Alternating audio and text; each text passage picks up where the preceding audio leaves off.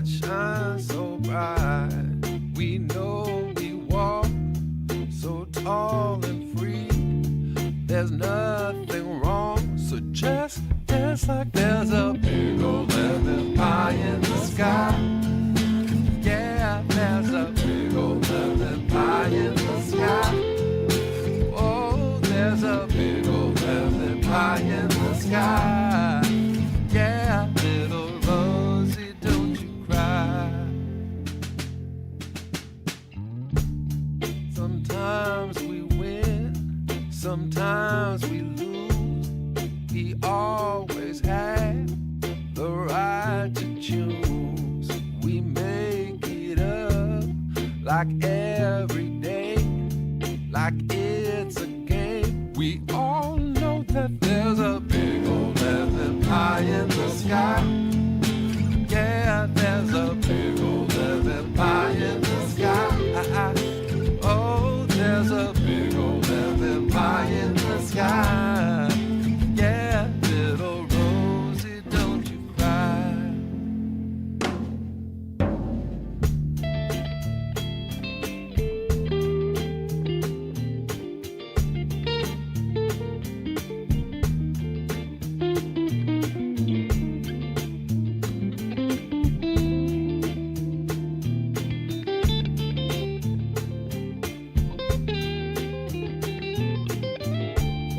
You are the one I love so much.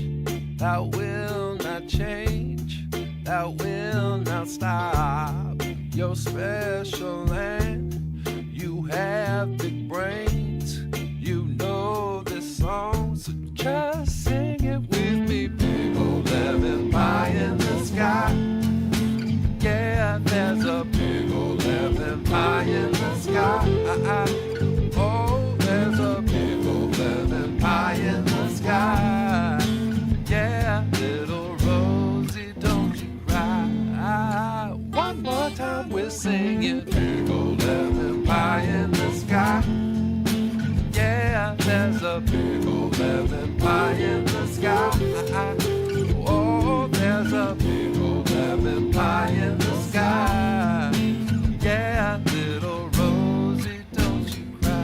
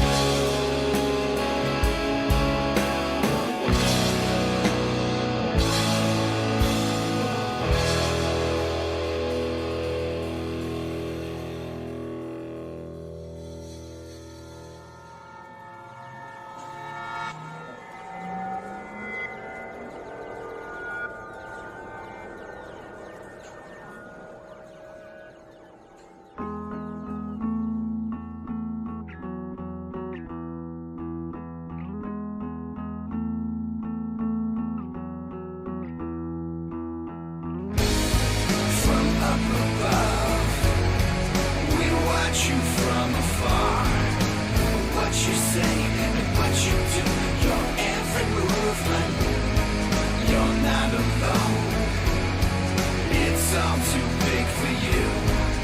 You'll never learn it. Your excuses, you're only human. All that you are, all that you feel. Take a deep breath and pretend it's all real. Search for your soul, not a machine. There's no escape from the things that you've seen. Just when I thought we had proved, that's when they don't tell the truth.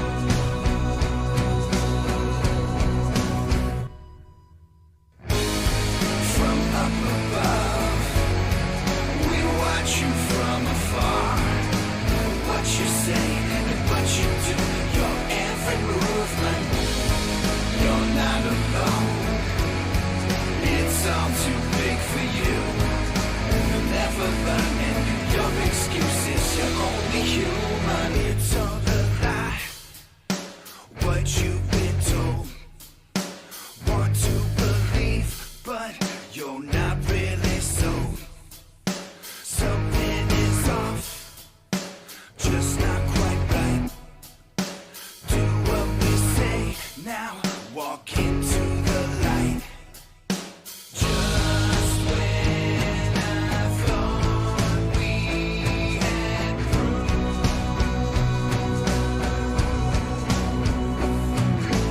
that's when they don't tell the truth.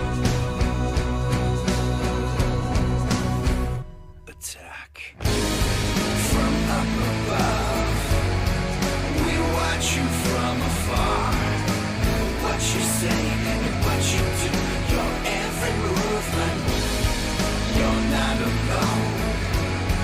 It's all too big for you. You'll never learn it. Your excuses, you're only human.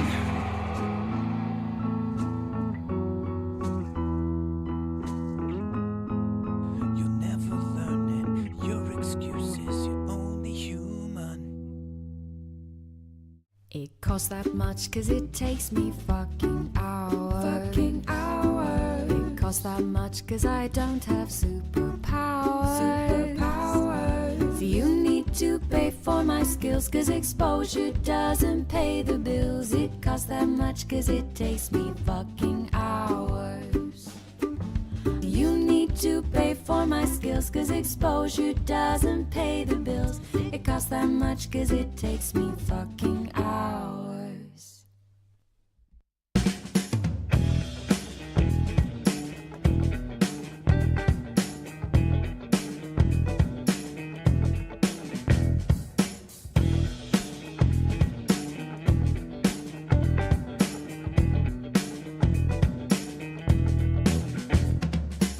Celebrate Festivus. I find your belief system fascinating. It's a Festivus miracle! The tradition of Festivus begins with the airing of grievances. I got a lot of problems with you people. Now, you're gonna hear about it. You couldn't smooth a silk sheet if you had a hot date with a babe. I lost my train of thought. Another Festivus miracle! And now, as Festivus rolls on, we come to the Feats of Strength. Let's rumble!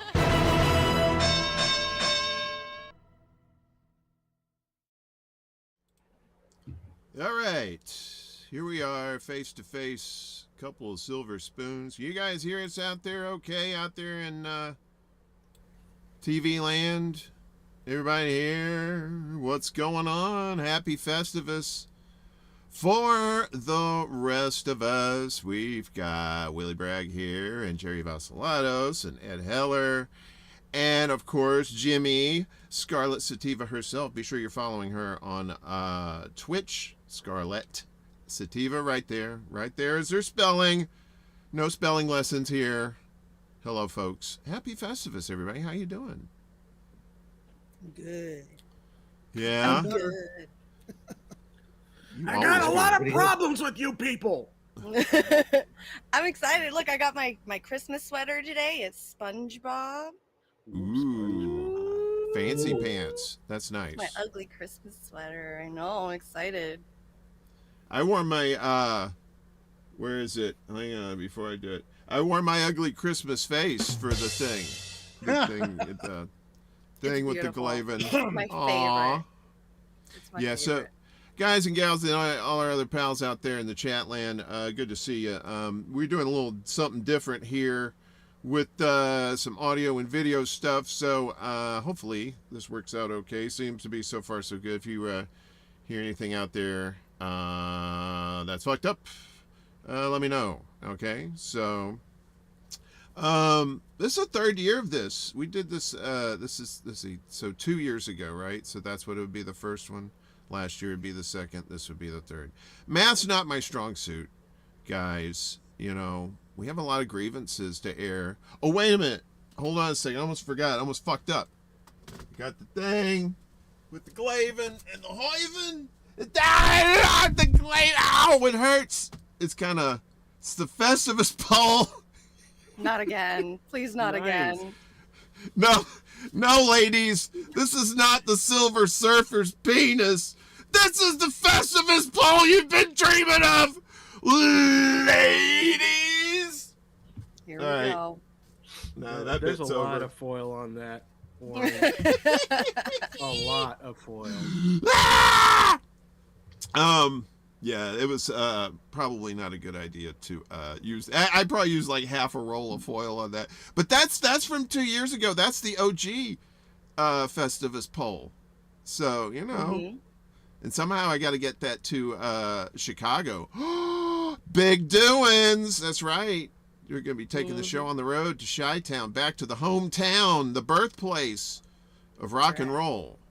Oh, do we have to have a pizza karaoke party, Uncle Warren? We have to have pizza-oki. Yes. And the pizza has to sing somehow. Ed, you make magic pizzas. You can make that happen, right?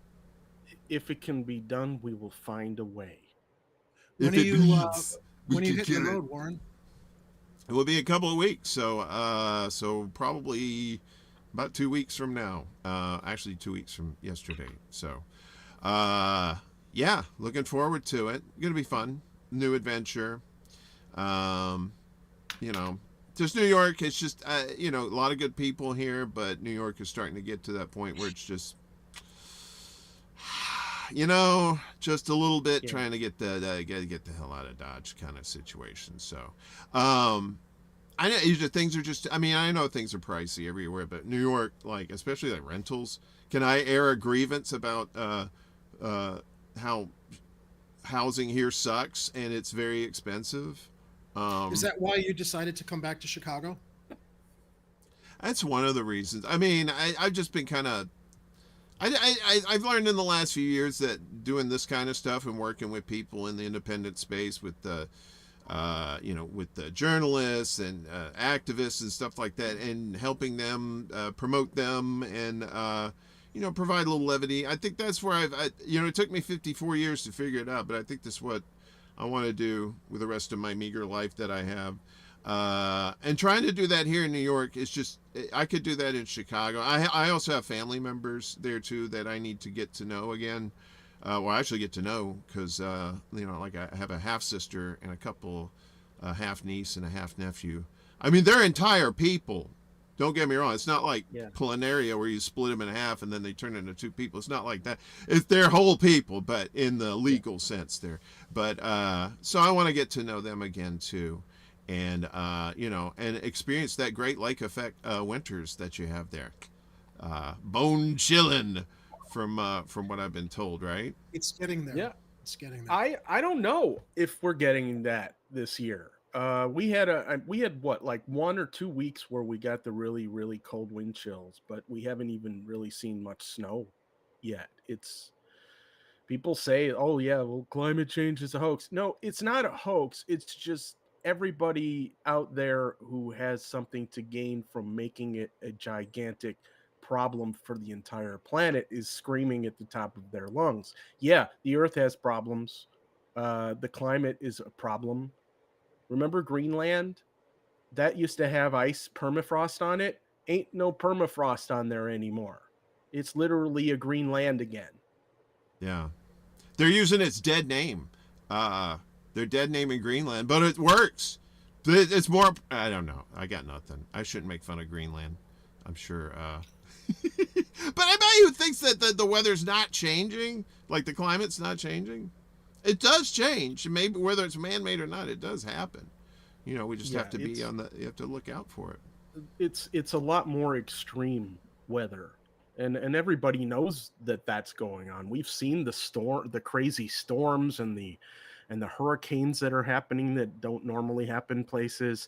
All the people having flooding in the coastal cities. What else? The volcanoes, of course. The volcanic activity. Has anybody ever seen this much volcanic activity around the planet? Mm-mm. No. Hmm.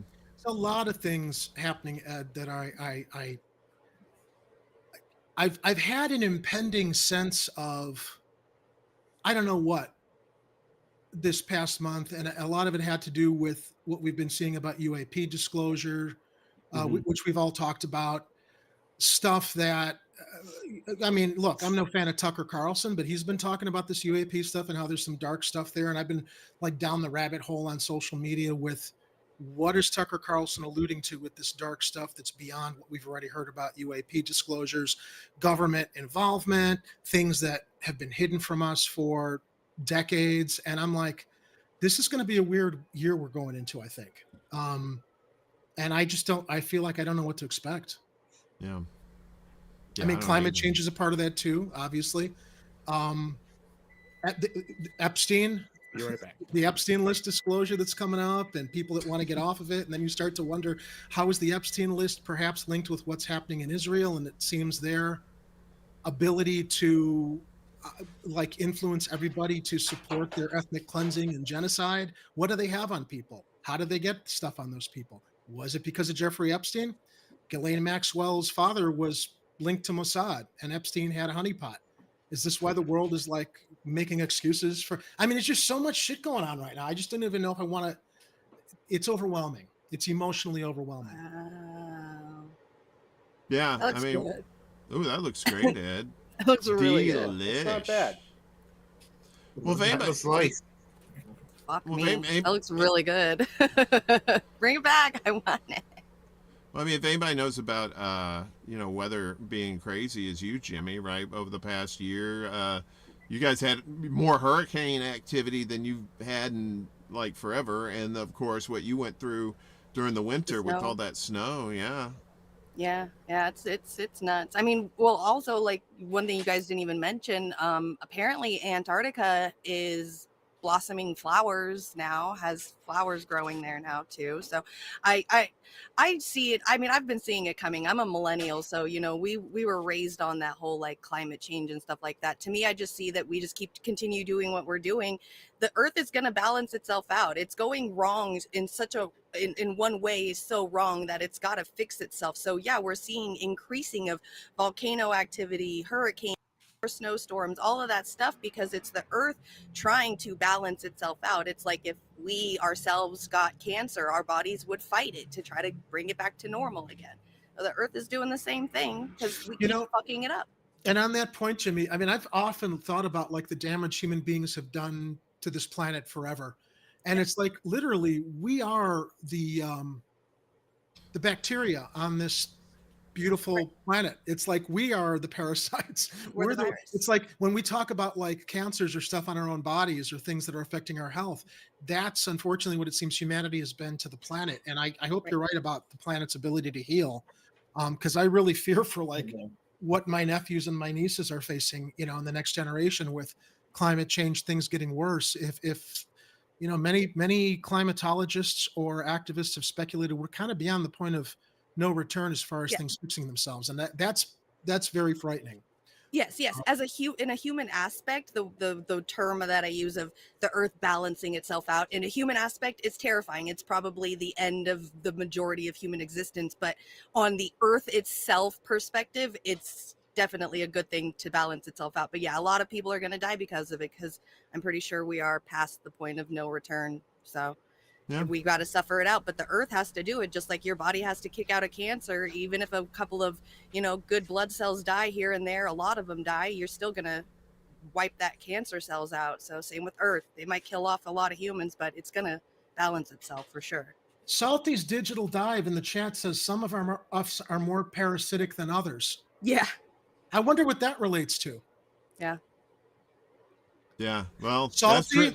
Salty, I just want to make a comment here because there's a lot of chatter about it in the chat that I have to address. Some people have manufactured a fiction that they believe in based on something that has nothing to do with the other things that were talked about. And the truth will come out. And I don't know what more I can say because I told Warren before the show, there's probably going to be a lot of chatter in the chat about grievances that were aired this morning. And I can assure all of you, and I think Ed can too, things are not what they seem. And if I could present receipts, I would, because I have them. Ed knows I have them. Legally, I can't. And my attorney is dealing with what happened this morning. So if you don't want to watch Chicago Corner or follow us anymore, that's your right. But you don't. The story that was woven this morning, your trust in people and what they want to do to slander and defame people because of a labor department dispute regarding unpaid wages. Unfortunately, there'll be a lot to answer for in the future, and nothing has anything to do with a plot to steal Chicago Corner from Hardlands Media. So I don't want to dwell on that, but there's a lot of goading in the chat. It seems people want to hear a comment on that, and that's what I have to say about it. So, Yeah. Ed, you got as anything? audience members, like as people that watch, a lot of people don't really get to see the things that go on behind the scenes as content creators and the kind of personalities. A lot of people that are out here in this media sphere have masks, have lots of masks, and you don't really get to see the real person until you really start working under them. I know a lot of you people have volunteered for people who ended up turning into jerks, in nonprofit organizations or in media organizations, and it's no different. Even it's no different with somebody who gets 1 million views to somebody who gets 500 views. There is no difference. There's clout chasers everywhere. There's fake people everywhere. Everybody just wants you to see what they want you to see. Everyone has a mask, and I just wish that a lot of people that were just watchers can realize that and not fall for a lot of it just because we're smaller progressive people. We're not saints. and if anybody has a specific question, yeah, it's not the show for this conversation, Nick. Maybe everybody in the chat then ought to give it a rest and concentrate on what the show's about. Because it's Uncle Warren's show. Yeah. It seems And getting back to that, I wanted to follow up on what Jimmy was talking about regarding the planet and how it's going to heal. And remind everybody that George Carlin said that the Earth doesn't care about humans. It's just going to shake us off like a bed of fleas. It doesn't have a problem. The Earth doesn't care that we're making plastic and all these other things and polluting it. It's just going to do what it does and be Earth. And it's not the Earth that's going away. It's us. It's the human race. Yeah, it's going away if we don't do something about that. Eventually, we are going to be going away. And there's this whole thing called what is it? Seduction? That's not what it is. It's basically where the tectonic plates go underneath each other, and once that happens, it goes into the mantle of the crust of the planet, and it's basically just melted. So whatever was on that. Speaking of crust, I know. This is working out. This was a test I did tonight. I'm over here so jealous right now. I want some. I was so bad. I was talking to Warren before the show. I said, I was like, I didn't have time to make my normal pizza dough recipe. I was like, I'll just make some thin crust. And I stopped by the store and got these gigantic tortillas, the ones they use for those burritos the size of your head. And They work really well as a Chicago-style thin crust for pizza, as I'm learning right now. But you got to be careful because they throw a little sugar in that stuff, and it likes to burn if your oven's too hot. If anyone's trying this at home. Anytime somebody throws a little sugar my way, my oven always burns too hot. You know what I'm saying? Yeah. What the hell? Who let this guy in here? Thanks, Ed, for that public service announcement. We appreciate that. Kate says she's making pizza right now. Hello, Kate. Good to see you. Good luck, Kate. Yeah, making me hungry. Let's talk about pizza. You know what, Willie? You need to shut the fuck up, Willie. You've talked way too much tonight. I'm serious. You've been dominating the conversation. How are you, brother? I'm good. What do you? Just what's to going say on? that I. Yeah, go ahead. Yeah, I just want to say I agree with what everybody said about the environment. Yeah, I mean the Earth will live on, and whether it's 80%, 90% of human civilization gone, or 100%. The Earth will repair itself. It will heal itself. It'll be a couple of thousand years. We have to be gone for it to do that. It seems. I mean, we may still be around, but we'll probably be about 10%, 90% of the world gone, or something like that. That's what I would sort of think. Yep. I mean, of course. Yeah. Well, I'm still worried about that ice shelf in Antarctica. There, the Doomsday Glacier. That thing's set to go anytime now. So, nice Florida-size chunk of ice into the drink all at once. That's not scary at all. Crickets. Yeah. So, anywho. We haven't even seen any snow up here yet this year. Last year we got a few more thrown in with snow. Sir, I'm sorry. This is a Wendy's. You're going to have to pull around to the side. Oh, hey, Keaton. No, it's you. What's up, buddy? What's up, guys? How are you? Yeah, welcome to the Alcoholics Anonymous sidebar. No donuts. We ate all the donuts and the coffee's crap, so you probably don't want any of that. So, hey, what's everybody's favorite donut? Apple fritter. Free ones. I like them. Inexpensive. Yeah, I'm with Warren on that. Although I think I'll go for the custard filled with the fudge icing. Usually, what they call those Boston creams. Ooh, bingo. So good. Yeah, those are pretty nice. I like a good chocolate donut. Jelly glazed is my go-to. Jelly filled. Ones that are jelly filled. I like those, but there's just too much sugar on them. That's why they're so good, Jimmy. I can't do it. It's too much sugar. Too much. Yeah, it like dries out my mouth. Jimmy can't have too much sugar because then she'd be a cannibal. Boston cream or a whole box of Krispy Kremes. One or the other. Kreme. When you go to jelly glazed, you got to do Krispy Kremes. Dunkin' Donuts, they've got all the they've got the sugary stuff. That's not good. It's the Krispy Kreme glazed with the jelly inside because it's like shiny and it's okay. That's good. And you got to get it from the factory joint too. You can't go into like some bodega and get Krispy Kreme donuts. That's bullshit. You got to see the conveyor belt. Yep. The wall of sugar. That wall of sugar. Oh, pour some sugar on me, Def Leppard. You knew what was up, right, buddy? In the name of love. Off the thing, yeah. Just right, because you're just naked going down the thing, and then this wall of sugar, like you're being scanned in some 1990 sci-fi movie, only instead of lasers, it's sugar lasers, which is what they also called me in college. No, they didn't. Sugar lasers, they called you? Sugar lasers. Pew, pew, sweet as honey. No, that's some total bullshit. Keaton, what's going on with you, man? You got some complaining to do? Wait a minute. I got the poll. You were here for the poll. Well, yeah, we do have a poll, so this is the worst Festivus ever in a certain sense. That Jerry Seinfeld is over in Israel yucking it up with the murderers. I got to be wow.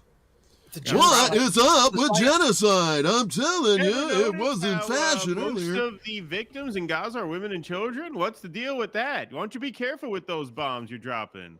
Don't you drop willy-nilly. Watch what you're doing. Come on. What's the table service like in Gaza? I mean, are there even tables? Why is this thing on? Yeah.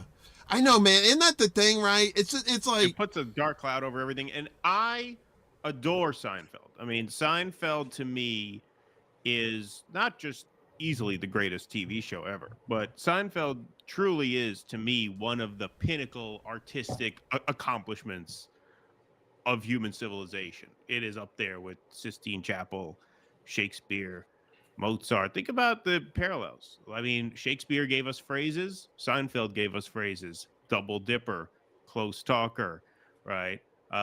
There are all kinds of explorations of human nature within Seinfeld that on the surface it's very petty and about nothing, but it really is about the human condition in a very brilliant way. It's just a pinnacle work of art. And unlike even like the second greatest show of all time, you could say maybe The Sopranos in terms of writing was the second greatest show of all time. There were bad episodes of The Sopranos. There were boring episodes of The Sopranos. As much as that was absolutely brilliant, Seinfeld, there was never a bad one. Never a single bad episode. 162 episodes, all of them were great. Even the worst ones were good. What's your favorite? Yeah, Which one really was your favorite? Heart. Which one's your favorite? I mean, this changes. The one I keep coming back to over and over and over again, though, is the soup, where Kenny Bania gives him the suit, and he says, Kramer says, look, he doesn't even want anything for it. And Bania says, you can take me to dinner sometime. And then Jerry takes him to dinner, and Bania says, I'll just have the soup. I'll save the meal for next time. Yeah. And Jerry says, well, no, the act of me going to a restaurant with you, that's the dinner. It doesn't matter what you order. See, that's just another brilliant thing, Yeah. Like the way it explored those subtleties was just unlike anything before or since. And so it really is a genius piece of work, which is why it really kills me that he's over there yucking it up with the IDF. Yeah. It really hurts. Think about the last few years, like with the big C and Trump and Ukraine and now this. It's just we were talking about masks coming off, and I'm looking at some people a lot differently than I did this time last year. As far as like people I used to watch and stuff like that, and but that's how it is. You do change your taste. You do change a lot of what you view and what you believe because you get new information, and that alters a lot of your habits and things that people that you deal with and people that you don't, that sort of thing. So, and I know, like, especially my Southern peoples, when I told them that I was against kids getting murdered. And they said, "Oh, you're for the Palestinians," and I had to stop it there. I said, "Look, we are not going to have a constructive conversation after this because I know where it's going to go. You're in this very biblical mindset. You know what all this stuff happens in the Bible has to happen. You want it to happen in real life, and I don't want to talk about any of that shit. You know what I mean? So it's hard, because some people that you were very close to, a lot of times you really find out, what they're about, and it's sad, but And it goes with our celebrities and people, a lot of people. I will say this, Warren, though, I've actually been, in many ways also, though, happily surprised at how many people are seeing the truth for what it is over in Gaza. That's true. And it's like, wow, thank God, or thank heavens, shouldn't thank God here, but thank heavens that other people see this for what it really is. I never imagined in my lifetime or any lifetime that we would see Zionists engaging in the same kind of atrocities and war crimes that were engaged against them by the Nazis. Well, Jewish people, not Zionists. And that's like the surreal, bizarro world aspect of all of this. It's like Jews have always had the world's heart. They shouldn't have the world's heart because of the Holocaust, but even more so. And all of that goodwill and understanding is like being pissed away by Zionists who are not acting in any way devout or religious as the Jewish faith or any faith would espouse, as far as treating people like human beings and not massacring and ethnically cleansing an entire population. So, there have been a few people I'm shocked that like they've got the whole Zionist view, the Zionazi viewpoint, as I call it.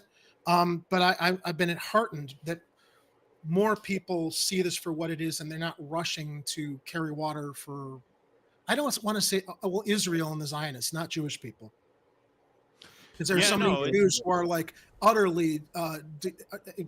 We've talked about this on our program, Ed, as someone who was raised Jewish. I don't want to speak for you, but it's like this is Zionism is about politics and control and power. Has nothing to do with Judaism, with as a faith that has to do with a spirituality that has to do with like treating people right. So, I mean, Ed, why don't you pick it up from there? I mean, I think that's a. Well, I mean, I think it boils down to that we've been propagandized in the United States to being, to having deference to Israel based on the stories that they keep telling us about, and the religious aspects of Judaism. And then you see, now that we have like a full-blown social media thing going on where people are able to share what's actually going on, the stories that they've been repeating over and over to us to basically put us all to sleep of the atrocities they've been doing for 75 years are now becoming moved to the front of a lot of people's attention. And so there's a lot of American Jews or people who grew up Jewish. I had a bar mitzvah, but I don't really associate with any religion anymore. But there are a lot of American Jews who are probably having a whole hell of a time. They're in conflict with themselves and their beliefs because they're now learning that they've been hoodwinked for decades. Yeah. And I know Keaton wanted to chime in on this conversation because I know you're dealing with that on your own show, Do Dissidents. Yeah, well, I mean, I think what Jerry said was true. I mean, there are a lot of people who are seeing through a lot of this stuff. A lot of the libs, it's kind of a coming home moment for much of the left because I feel like in this space, shows like ours, and I haven't seen your guys' show. What show is your guys? What do you guys have? Chicago Corner, or at least okay. it was. We're off the air right now.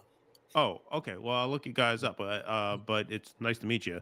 But yeah, it's kind of this coming home moment for the left because there's that stupid Twitter account called Post Left Watch, who likes to brand a lot of people in our circles the post left, right? Because we're leftists, but we have drifted to the right, and we're trying to catch right wing views and clicks and all that.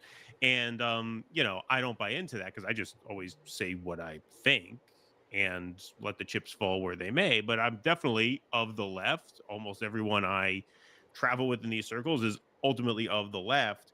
And this was really a clarifying moment for much of the left to see where we differ with some of the more populist right-wing figures who have been more vocal advocates for free speech in recent years until this came along, right? And now this becomes a moment that really drives a wedge through whatever sort of temporary partnerships we're forming with people on the right side of the aisle, because they were more anti-war in terms of Ukraine, more free speech in terms of big tech censorship and things like that.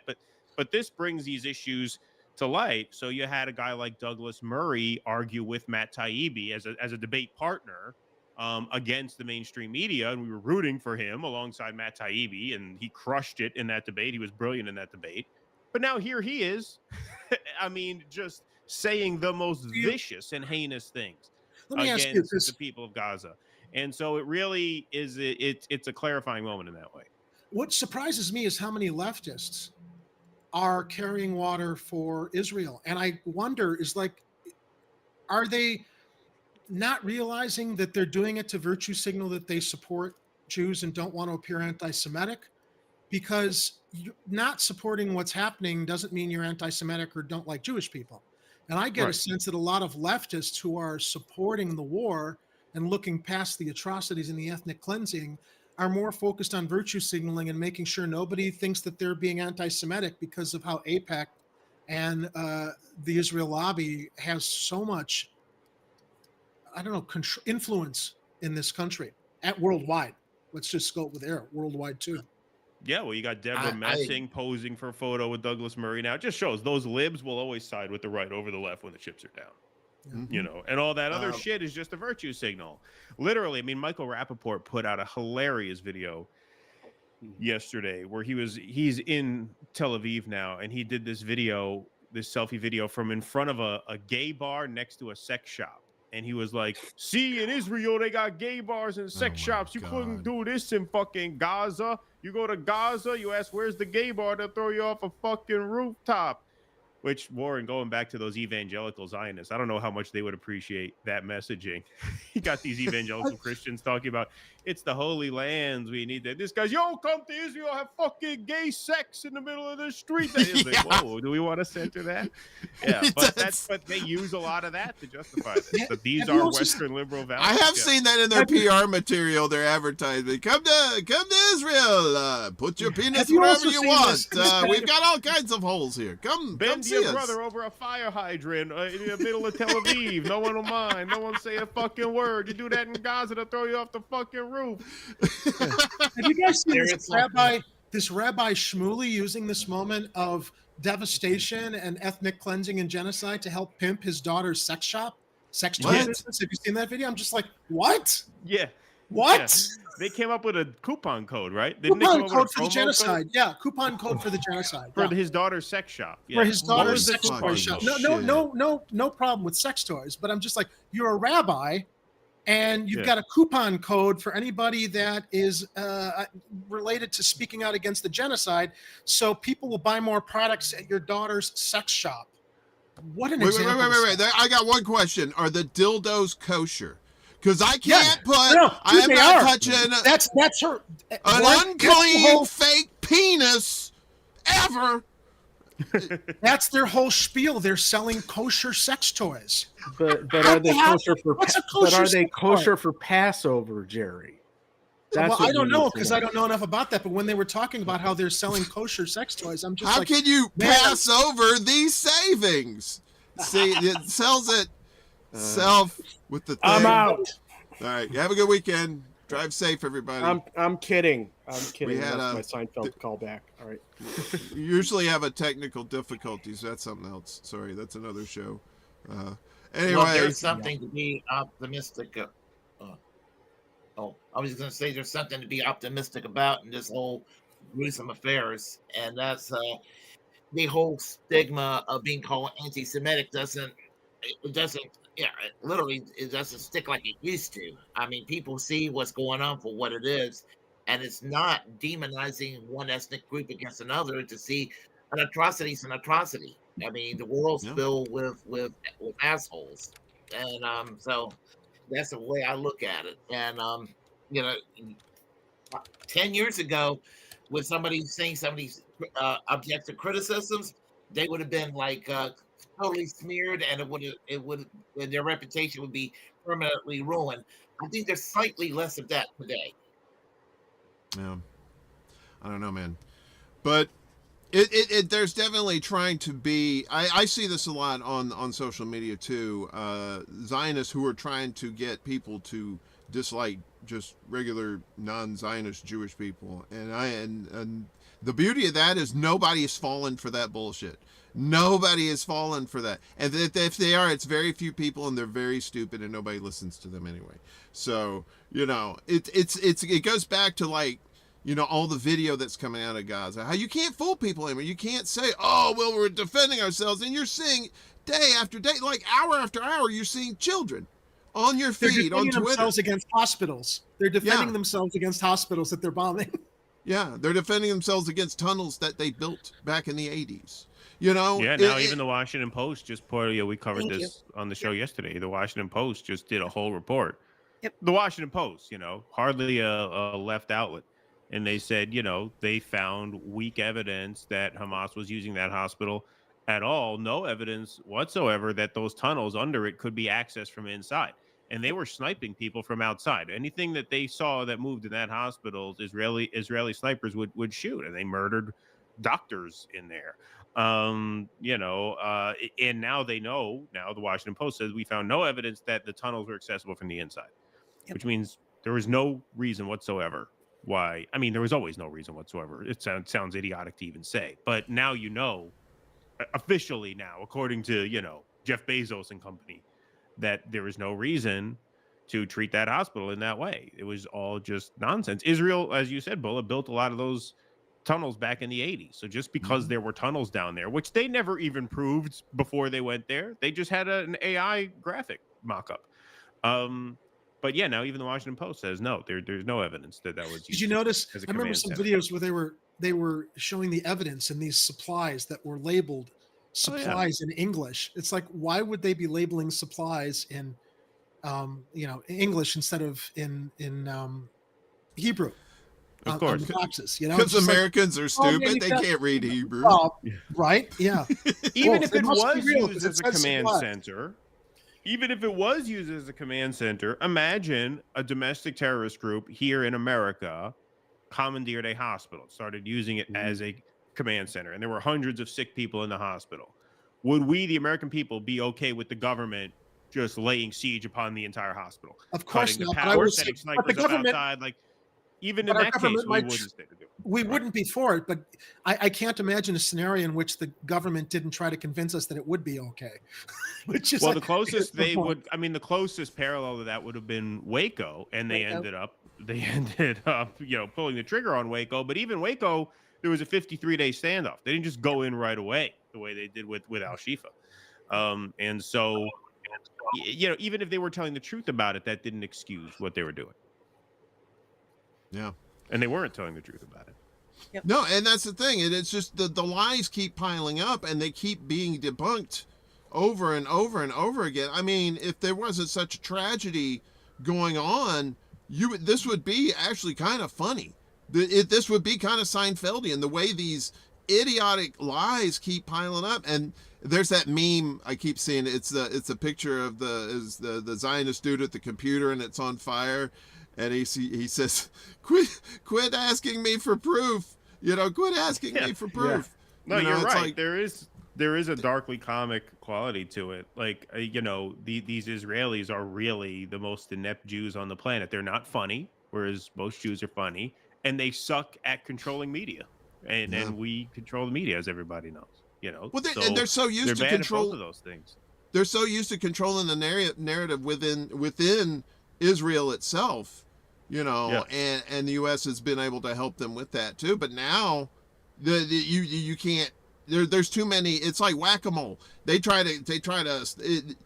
It's like how many the Syrian lies where they said they gassed their own people, right? It's like a bunch of Syrian gas lies that are going on, and they're trying to put out these fires, and they can't do it because there's too much proof proving that they did these atrocities. And that's where the comedic part comes in, where it's like.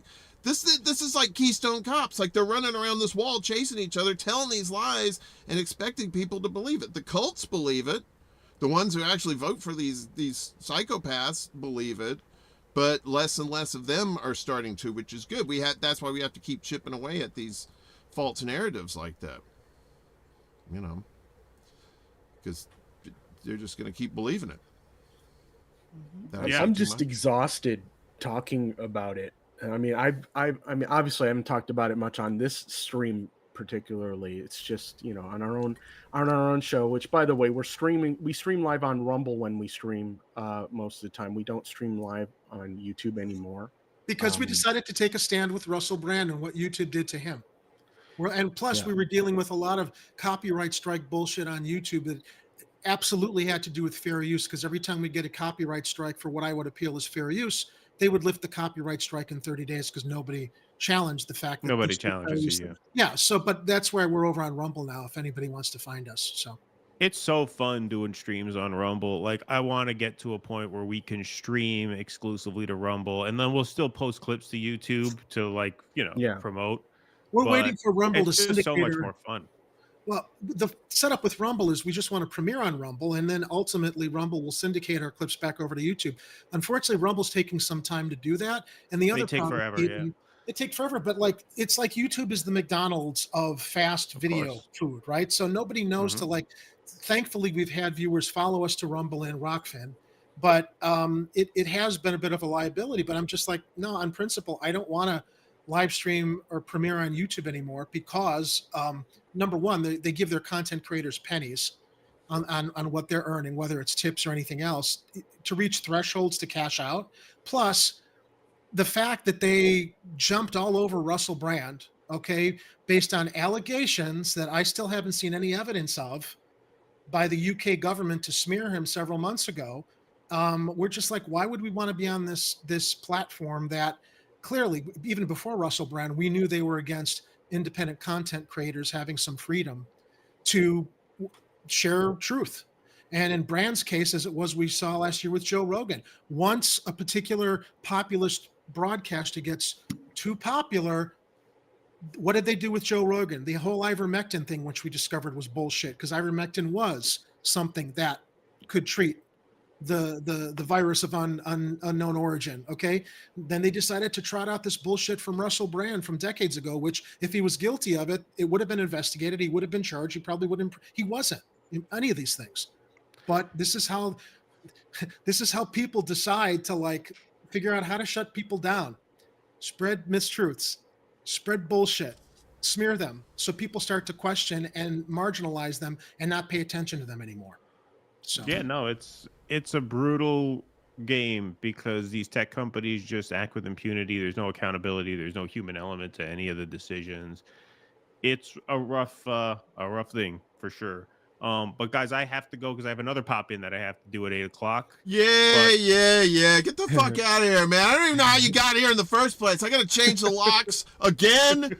Margaret, what's with you and the locks? These people come in and out of here like it's the train station. Keaton, thank you for coming by. We appreciate it. Happy holidays to you and your Where's your better half? She was supposed to be. We wanted her. We didn't She's want putting you. the kids to bed. We were on a she's putting the kids schedule to today bed. 'cause I know the what that traffic means. around here is so horrible. That's so sex we just talk. got home Stop a little it. while ago and we're a little behind. But Jerry and Ed, it was nice to meet you. Jimmy, Bulla, Willie, always a good to see you pleasure, guys brother. Again. We'll see you next year, man. Yeah. Take Oh, care, we'll man. see you before then. Before then, for sure. Yes, All right, sir. we'll see you Yes, guys. sir. Ah. Bye. All right, I'm glad that guy's gone. You're so mean. He's pleasant. I like their show. They got a good He's show. a good boy. I like him. He's all right. Hang on a second here. I got to do something. Okay. There we get rid of him. Yes. Okay. Bye-bye. All right. So anyway, and then there were 5. Yeah, we have to keep in mind, like, all this propaganda that's going on about a lot of things, too, right? It's not just one thing. It's a multitude of things, and that's how they keep you confused. That's how they keep you keep you off, not focused on one particular thing. So, that's why you'll see this crazy shit happening. You divided. Yeah, and they keep you divided that way too, and they tell you stuff that's bullshit. In order to make themselves look good. What do they call that? Projection? Is that the word of the day, kids? Projection? Is that what that's called? Jimmy, you've run your mouth a lot tonight. You sucked up all the oxygen out of the air. You have anything you want to talk about that's grinding your gears? Yeah, actually. Living in capitalism fucking sucks. Like when you're trying to be a rebel of the capitalist system that is taking over this country and is ruining everybody individually, actually having to live in this country, you have to like join in on that, and it fucking sucks. I hate it so much. Like I'm out we're out looking for a car because I'm just at least wanting to look around for a car, and I've never been to a dealership before, and I went 2 times in one day to dealerships, and it's just the worst experience ever. Like I don't want to get a car because I don't want to pay the percentage rate because it pisses me off, because I don't think that it's fair that I have to pay extra money on a loan that I initially got for the car when they didn't even need that extra money in the first place if they were able to give me that much of a loan. Like this shit just pisses me off. It drives me absolutely insane. I hate the capitalistic thing. And then also with the Christmas holidays coming around, people out like in just lines and lines and lines buying all these presents and everything that people don't need just to make somebody happy, when it's all about being part of the family. Like my family doesn't want to get together this year. Like me and my sister are forcing each other to stay with each other this year. That way we can start making our own traditions. But everybody gets a present though. Like mom's going to send presents to everybody, but she's not joining us for Christmas. And I just hate what the world and like America and holidays are turning into. It drives me absolutely insane. Yeah, I'm not a big fan of the holidays that much anymore. You know, I don't know. I mean, obviously, it's become too commercial, and that's one of the things that turned me off to it a long time ago. Small gatherings with friends and something, you know, some people that you like or something like that. You know, hell, you know, this is gonna sound kind of sad, but I've come to enjoy doing, like, you know, holiday live streams. You know, where it's just like, you know, just gaming and just people hanging out in the chat and we're just talking to each other, and you know, that's cool too. You know, we're you know, it's, I don't know, it's I forget Salty what I was hold gonna out say. for the new Toyota. See, that's another thing that pissed me off too. Like, we went to the dealerships and like these guys come up and they're so excited to sell you a car, and then you're like, oh, I gotta keep it under $10,000. You got anything? And then their tone changes, like, oh, you a poor. Like, fuck you, bro. Like, you want my 10,000 or not? Because the bank's gonna give it to you anyway, bitches. Like, the fuck? Like, make me never want to be. That's why I never was a part of all of this stuff.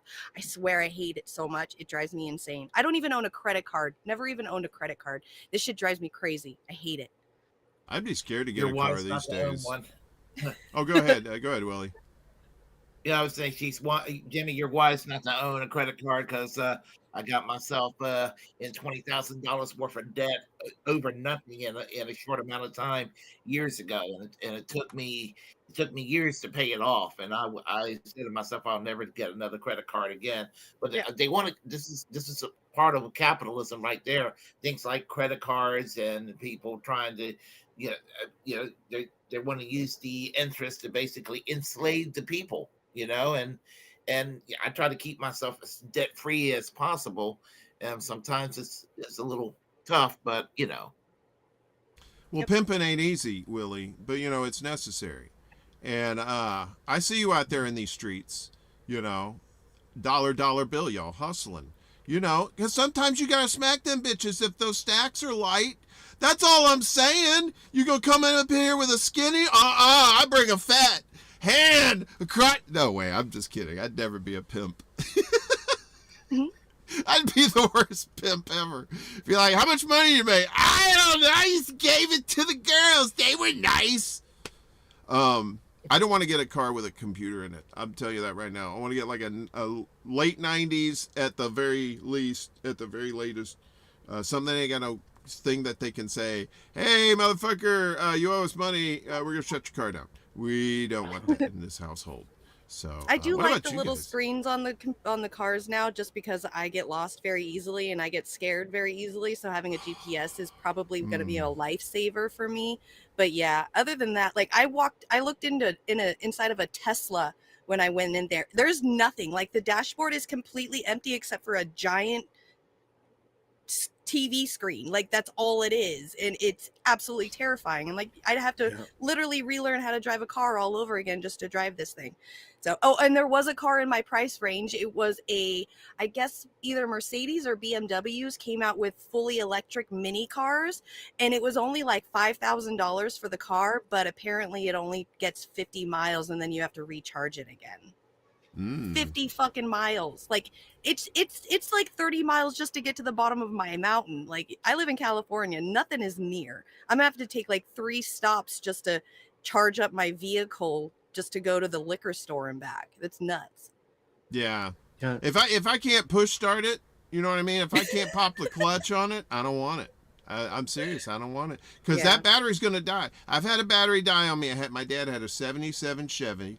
3 on the column, and the battery, the terminals on it would get kind of cakey on there, and so sometimes the battery wouldn't start, so you'd have to push start it, you know, and it would start. But you can't do that with, you know, the HAL 9000 running the show. HAL is not. I'm sorry, Dave. We cannot push start this car. Come on, robot. I gotta get to work. I'm sorry, Dave.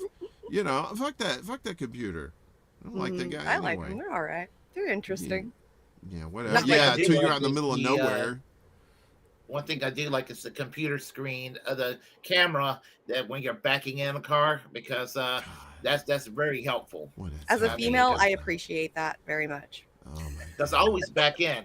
And whenever I park anywhere, I'm always backing in. And if people who know me, they see me, it's kind of hard to maneuver. My current car doesn't have one, but I'm going to make sure my next car has one of those cameras where I can back up easily. I rented one several years ago going up north, and I was spoiled with that. Yeah. Yeah. See, that parallel parking shit ain't gonna matter in the apocalypse, y'all. But knowing how to do that 4-wheel drive stick shift sure is when you're getting chased by zombies. You're gonna get up that hill. Where you gonna get Robbie the robot? We gotta get up this hill. The zombies are after us. I'm sorry, Dave. Would you like to listen to 3 Doors Down? No! And then that's what you die to. You die listening to 3 Doors Down from zombies. That's what happens with those things. Goodness. That sounds like the worst way to die. Just the 3 Doors Down part. While you're being eaten alive and you hear, I gotta go crazy there when you still call me Superman. Munch, munch, munch, munch.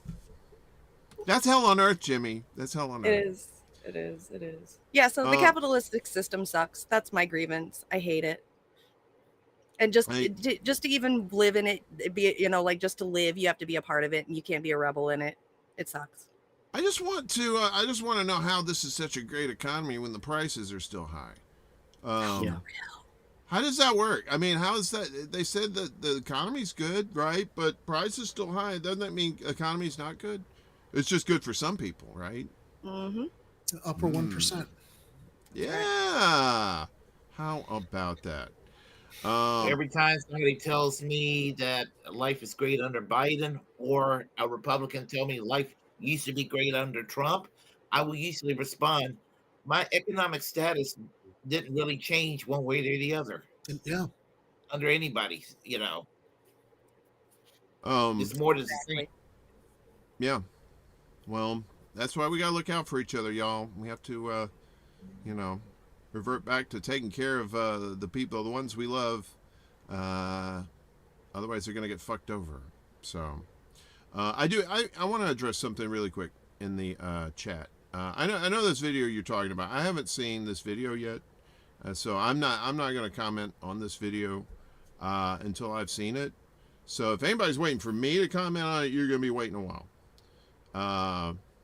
So that's up to Jerry and Ed. That's their business. So I've listened to what they've had to say, and I think you guys should listen to what they have to say too. There's two sides to every story when it comes to things. I'm not trying to tell tales out of school for you guys, but I'm just saying I'm seeing a lot of hateful stuff in the chat, and it doesn't need to be like that. Okay? Just everybody chill. It's the fucking holidays. Smoke some weed and just chill out, okay? For the little ones. I don't mean children. I mean like people who are, you know what I mean? Like in what was that movie? It's amazing how many people have ideas about things. It's ask a question and we'll answer it. If everybody wants to go there, ask a question, we'll answer it. Other than that, until other things sort themselves out, I think Warren and Jimmy, Warren talked with Ed and I about this on a show when our Chicago Corner made the break last year, and we addressed stuff in Warren's show. There's no reason to go off on some long story. If someone has a specific question, there's not much new to tread there other than what we already had a conversation with Warren on. I mean, other than some quote unquote major revelation that really isn't what everybody thinks it is. You're talking about the major revelation about the trademark? Yeah, which I think would you probably. Let me address that, because that's basically really quickly for anybody who has a question in the chat. It seems everything is hinging on the smoking gun. I was ready to leave Chicago Corner. This will be my grievance, Warren. Sure. I was ready to bail on Chicago Corner last January because of all the work we were putting in, unpaid. And guess what? When you don't pay the bills, you don't own the house. But Jerry was paying bills. Jerry was paying for StreamYard for the year. Jerry was paying to take his gear out. I was ready to walk and leave Chicago Corner behind. And I registered the Chicago Corner trademark, not because of some grand master scheme to steal Chicago Corner from Daniel Lupker. I registered the trademark, which is a logo because it was my concept and I created it. And I decided if I'm leaving Chicago Corner, that's my trademark. The Chicago Corner, not the program, the trademark. And they could go create their own trademark and brand and build the program the way they wanted to after I left. Daniel Lupker has taken that registration of the trademark to hinge an entire conspiracy theory that there was a whole plot from the moment I tried to register a trademark for the logo to take with me. That meant that I had a grand plan to like orchestrate some cycle by which we were going to steal the website. And I haven't even gotten through the whole video because I literally got sick halfway through it. But that piece of evidence with the trademark, guys, what Daniel thinks it was is not what it was, because I think Ed will attest and Lainey will attest and Kira will attest. We were all ready to walk away from Chicago Corner when we realized they didn't want to engage in a worker-owned co-op, which meant that we'd all have a stake in what we were doing for free because they didn't want to put in the work being a part of that. And when certain people say they asked us if we wanted to own Chicago Corner, they didn't ask us if they wanted to own it. They said, we don't want to be part of a co-op. We don't want to participate in that. We'll sell it to you guys. Am I wrong, Ed? No, that's exactly how it went down. So basically, they didn't want the responsibility that went with providing us the resources to work as employees for them. Crews to run out in the field and cover political events. Equipment. We were doing all this shit. We started as volunteers and it became a model of we were expected to behave like employees, unpaid, and put a lot of time into stuff. So again, the whole smoking gun of the trademark is not what you all think it is. That's Daniel taking something that he thinks was the smoking gun for a scheme, and it's not what it was. I just figured, hey, if I created that logo when I was responsible for the show for 2 years, that's not something that they earned. They didn't pay for that. They didn't create that. That was mine. I was going to take it with me. And Ed, am I lying? No, it's okay. That's what it was. So everybody in the chat that's carrying on about what they saw this morning, and I haven't gotten through it to figure out how my lawsuit against Kickstarter that they put in their master PowerPoint presentation linked to their video factors into any of this. I have to get that far in the video myself because we've spent all day long trying to figure out what the fuck was this all about. Oh, well, I know it's about because we filed a labor claim with the Department of Labor because Daniel Lupker defrauded us of $100 in receivables that was supposed to carry over when we purchased Chicago Corner from him. And in my having to explain to the Department of Labor those wages that were stolen from Rockfin, I had to explain our whole relationship with the station that a lot of you aren't aware under federal and state labor laws. A corporation cannot have people working for them for free. So in my having to claim the $100 that wasn't given to us, I had to explain to the state of Illinois what my relationship was and the fact that I was working for them for 2 years unpaid, and they're a corporation that espouses $25 an hour wages for people, worker-owned co-ops, unions. That's why the state of Illinois slapped them with a claim that they decided to go on the air and harass us and make allegations about look, if Hardlands Media, the state of Illinois sees was our employer. So now you've got an employer going on the public broadcast waves, disclosing confidential private things that any employer will probably have to face heavier ramifications and penalties for in the future. So there you go, everybody. Any specific questions you've got? I'm a giant piece of shit. Okay, thanks. Of course they're in major disbelief because they trust Kit and Daniel. Because Kit and Daniel have won over their troop forever, and they can't imagine that the heroes that they look up to that can't do anything wrong wouldn't do something wrong. So I don't give a shit what any of you guys think about me. I know what the truth is. Ed does, Lainey does, Kira does. Warren does to some degree because we shared with Warren what happened previously, and I think Jimmy might also. So there's the airing of my grievances and addressing all of the chatter in the chat. Hey, look, Dr. Nick, we didn't want to talk about this. You guys are bringing it up. Yep. So, and I was the one that actually brought it up again because you guys were talking about it in the chat, which is fine. But like I said, there's I do know a lot of what what went on behind the scenes, and it's not pretty. It's not pretty at all. It didn't have to happen. And it didn't have to happen. I'm gonna go so far as to say this, okay? Daniel Lupker spent a long time talking about a phone conversation I had with him in which he misrepresented everything. What Daniel Lupker doesn't know, and which unfortunately I can't share, that phone conversation was recorded. And if I could drop it, you would all see what a lying piece of shit Daniel Lupker is. And all I can go on is perhaps sharing that recording with some friends who can confirm that's not what Jerry said. And maybe that's what I'll have to do since I can't actually publicly release it.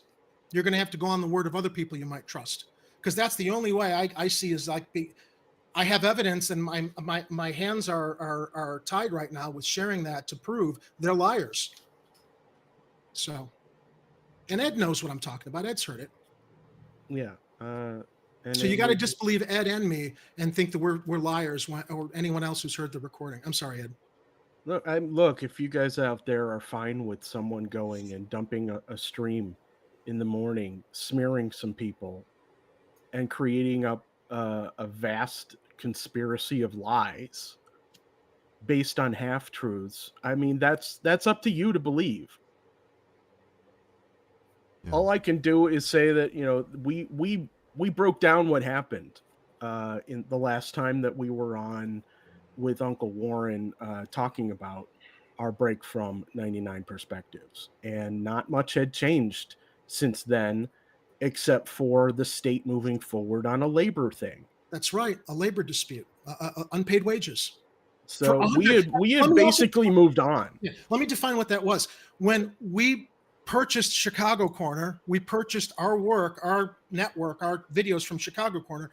They were supposed to deliver the Rockfin deliverables, where there had been $100 accumulated in Rockfin that was promised to us for our work. They kept YouTube revenues. We were going to get Rockfin for what we needed. Daniel Lupker didn't tell us that he'd created a wallet for Rockfin, that had accumulated $100. In fact, he told Rockfin he didn't know where that money went, but he threw away the login information for the Rockfin wallet, so he couldn't help us. That money was in the ether. He admitted on his live stream this morning that they cashed out that $100 before he discarded the crypto wallet information.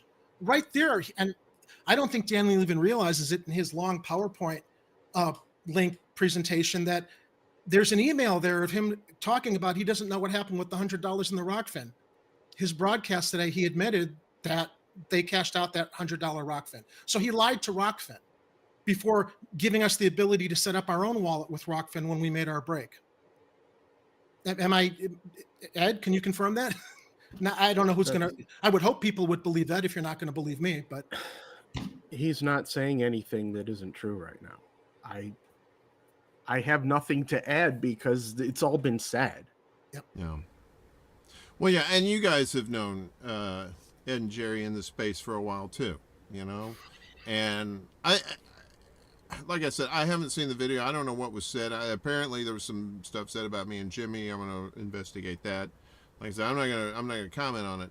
But that being said, I know Ed and Jerry, and I've known them for a while now, and you know,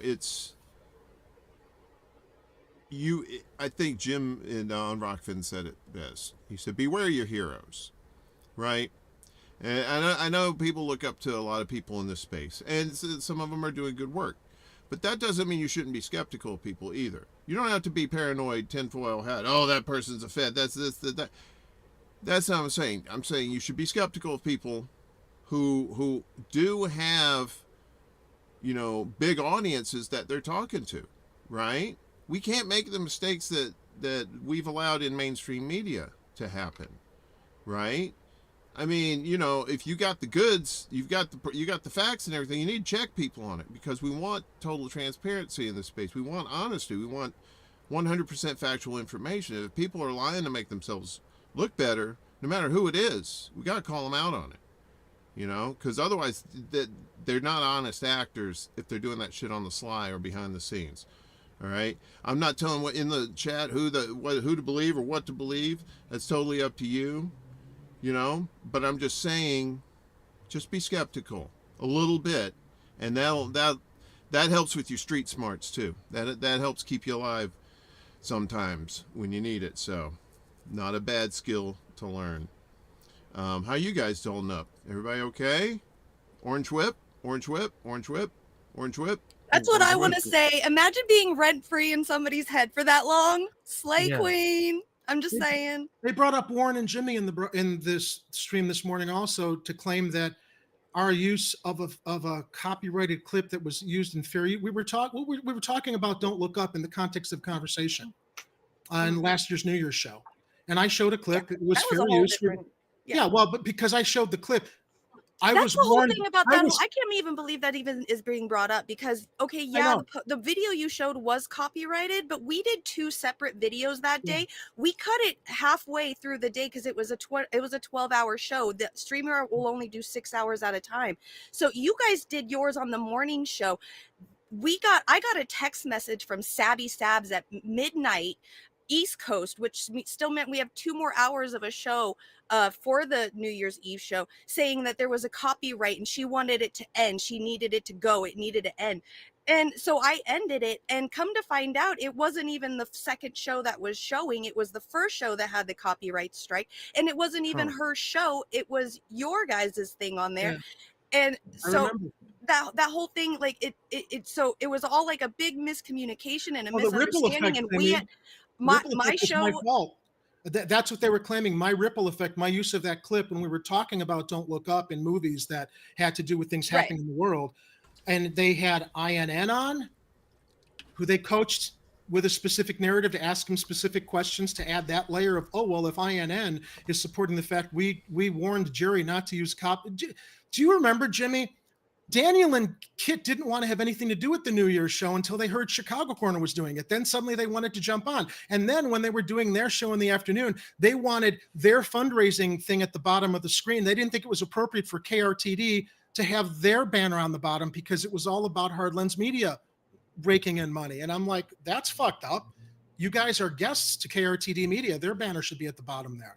Yeah. So, and Indy going on there today saying that me and Warren, because we left because of that, is a whole crock of fucking shit. I'm sorry. Indy needs to keep my name out of his mouth. Yeah. This is the best Festivus show ever, Dr. Nick. You're absolutely right. Well, we are using it the day we're using the day as it was intended. Yeah. I've got my own. Hey, Mastermind Hour, bring it on. I've got my own justice coming. Bring it on. I dare you. Bring it on. I'm not going to sit here and take abuse from people that don't know the truth of what happened. Bring it on. You think you know? Bring it on. I'm serious. It's easy to hide behind the keyboard like a little warrior there and think you know what the truth is, while you're also on here defaming and slandering me without knowing what the truth is that Ed is backing up. So whatever. That's the thing. Unfortunately, some of us know a little bit more of what goes on, how the sausage is made, than a lot of folks do in chat, and some Mastermind Hour, I will send you my address and you can come over and prove it. Guys, come on. You want to take me on? Where do you live? Are you in Chicago? He's not in Chicago. Come on, guys. Just let's not go there. Why should anybody put up with this kind of abuse, Warren? Yeah, we should really knock off the threats, though. People in the chat. This is supposed to be a holiday? Like, y'all sat there and watched HLM and listened to the whole hour and a half of their thing, but y'all are a bit up in our chats right now talking shit, not even giving Jerry the chance to even talk about his side of the story. Y'all just sitting there with your snake emojis and laughing and talking shit. Like, who the fuck are you all? Like, we're all supposed to be fucking progressives on the same fucking side. Like, I thought we were all like on the same side. Y'all are acting like fucking Karens and shit. Like, my friend is the one that's right, and I don't have to listen to anything you say. Grow the fuck up. Y'all are saying that I need to shut up because the adults are talking. I'm the only fucking adult in chat right now. Fuck all of you guys. Like, that's some bullshit. Thank you, Shane. Shane's also intimately familiar with the circumstances too. So if anybody wants to think that Shane is lying on our behalf, I don't know what else to say. Thank you, Shane. He says they can all Intimately. F off. sent Intimately Kit- familiar with the circumstances. Hang on a second, Jerry. They can all F off, sent Kit from my nice text. They are not professional, disgusting. If they are close with Indy, not surprised. Everyone at KRTD could tell you about Indy and many other people, but we didn't do streams. Gross. Yes. So, and I will say this. There have been some things that have happened to me and Jerry, and Ed and Jimmy. And I can't wait, Mastermind Hour. Just let me know when and hang where. on a second. Let me finish, please. Like nobody there knows what's happened to us, man. There's been a lot of stuff that's happened over the past year, and even more than that, right? And a lot of us don't put this shit out on Front Street because, one, it's just, I'm not going to try and sit here and pour all our problems out to you just for chitty chat and stuff like that. It was just no way to do that, I'm just. This is just a classic pitfall that we all fall into when people don't understand what's going on.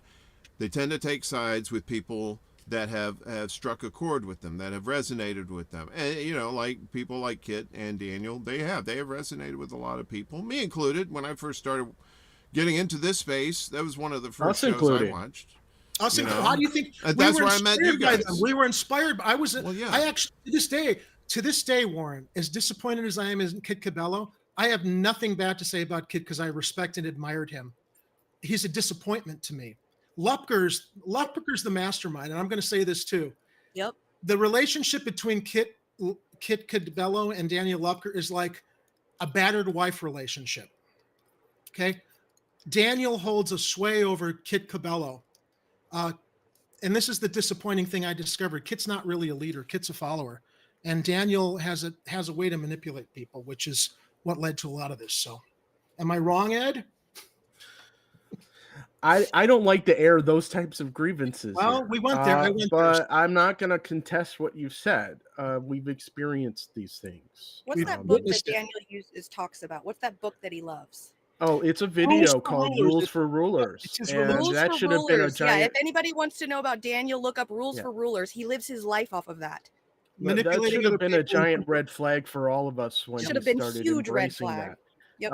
It didn't occur to me at the time how closely he relates to that video. That was my red flag when I met him. As soon as he said that, I was like, oh, you're that. Oh, okay. Let's quickly encap. What is Rules for Rulers about? How to use certain people and use certain keys to get what you want, and then go to the next key and discard the previous cue you've used.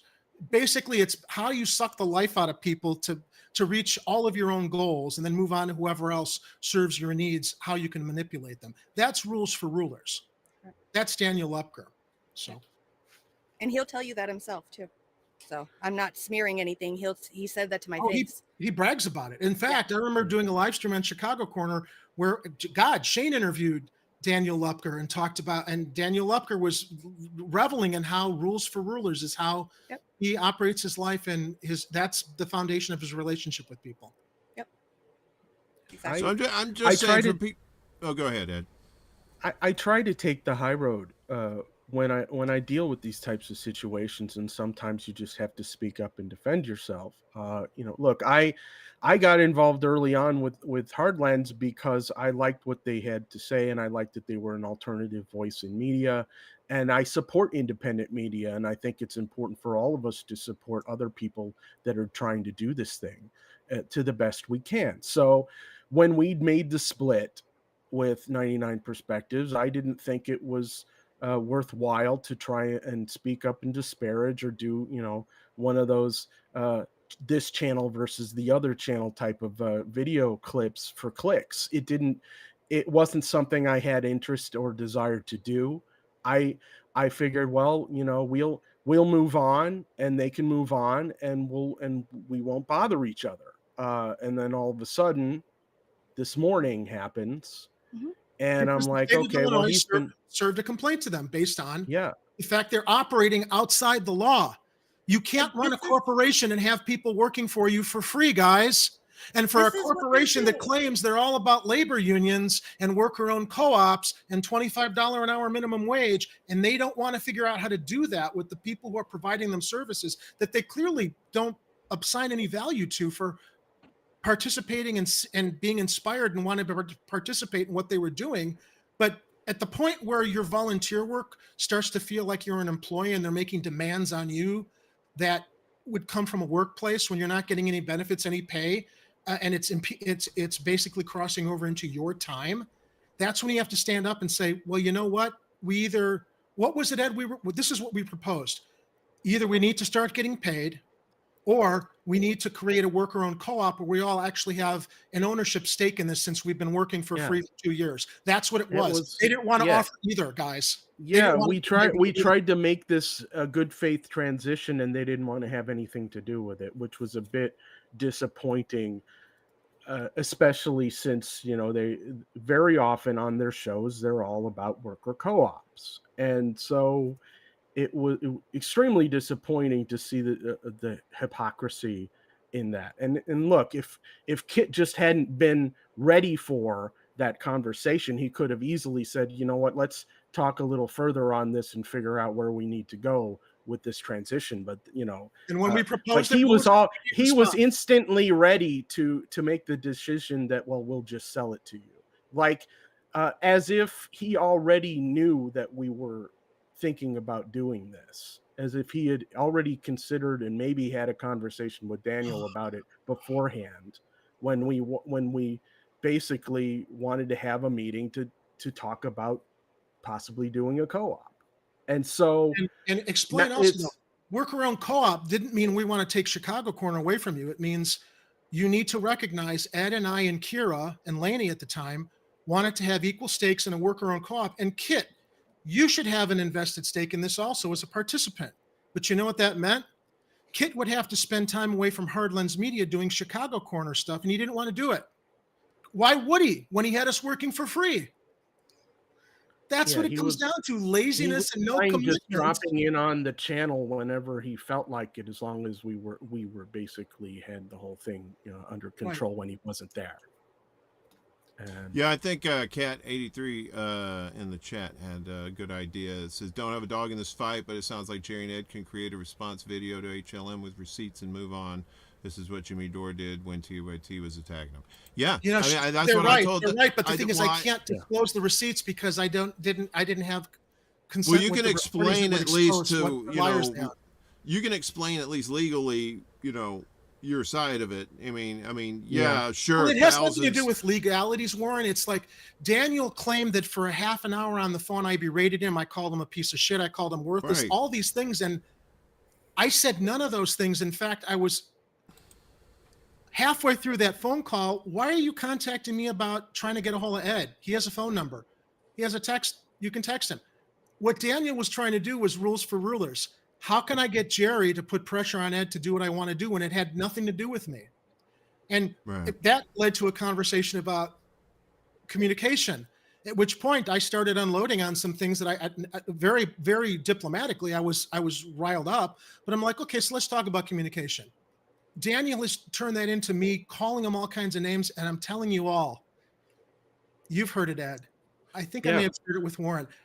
Everything Daniel described, and he doesn't know I have the conversation recorded. Well, he will now. Well, he does now. And Daniel, this is your fuck around and find out moment. Because not only do I have the recording with Daniel, I recorded a follow-up call with Kit because I'm like, maybe I need to document this shit in case nobody believes what's going on here. Unfortunately, right now, I've been informed by my attorney, you can't drop those as I wanted to your point, doing a rebuttal video. Why should I do a rebuttal video? I mean, first of all, ladies and gentlemen, Ed, you can attest to this too. I think that I'm done with Chicago Corner, and it had nothing to do with these two clowns.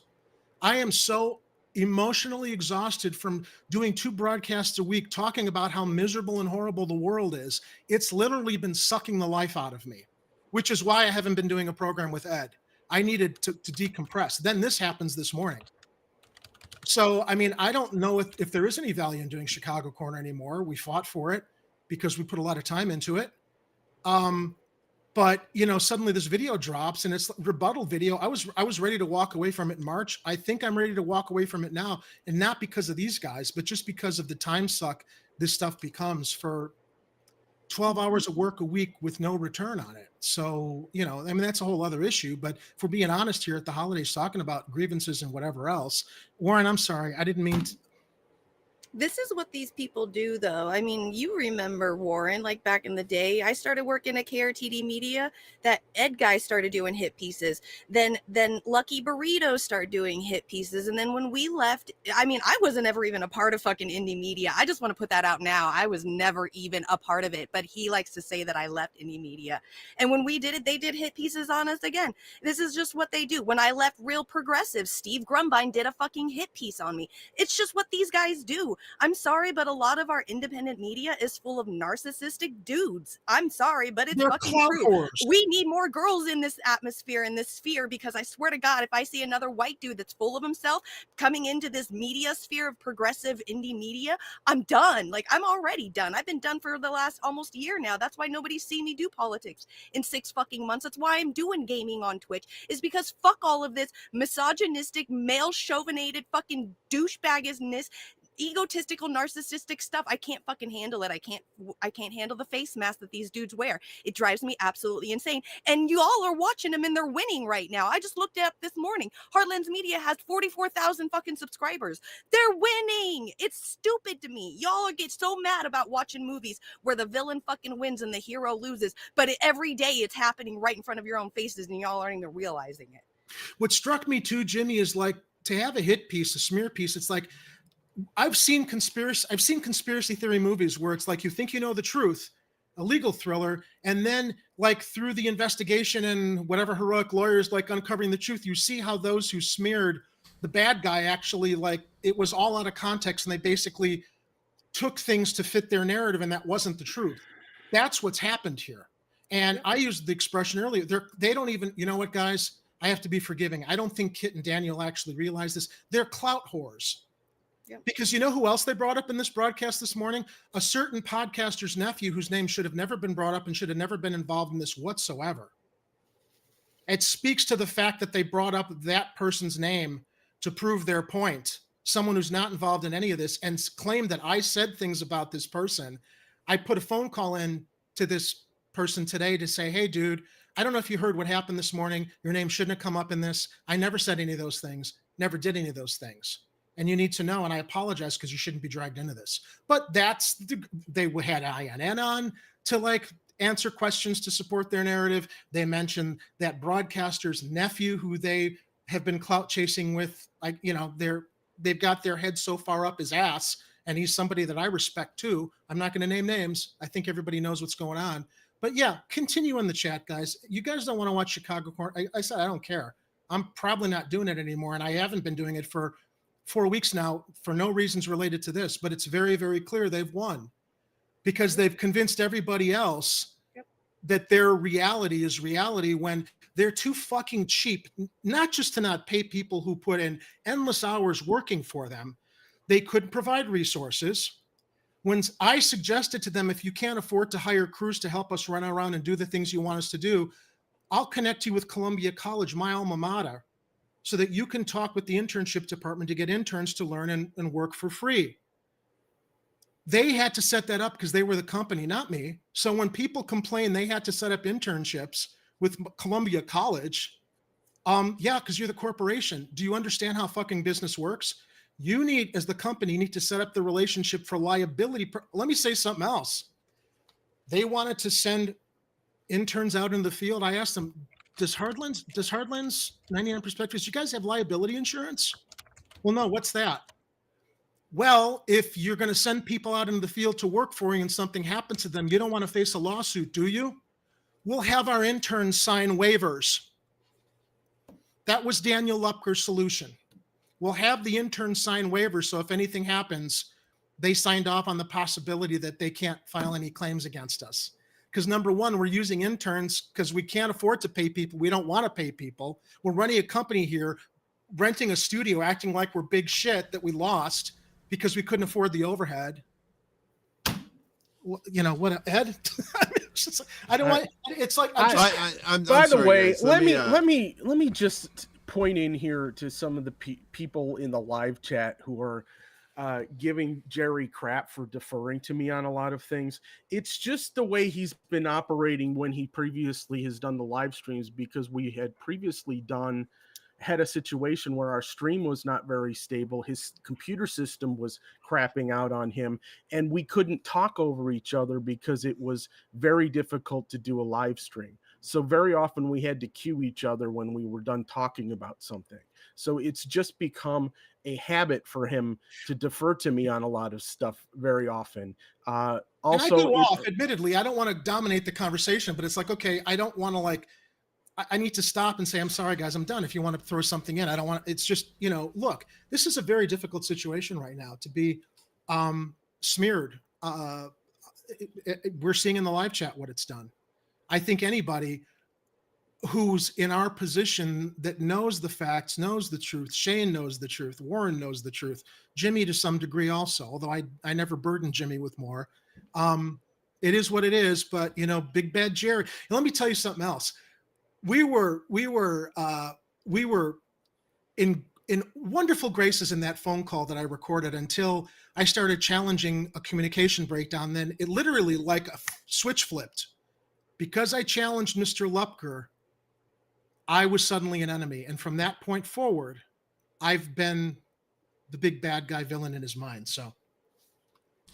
Well, I just want to say this in the chat. No, it's not just white men that have egos in this space. There are a whole rainbow of flavors of ego. What I meant by that was like the white male capitalist egotistical stereotype, what our country is based off of, that kind of thing. I'm not saying it's just white men, because I mentioned Lucky Burrito and she's not a man, so.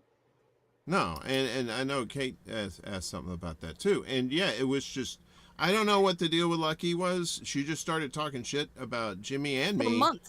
For months.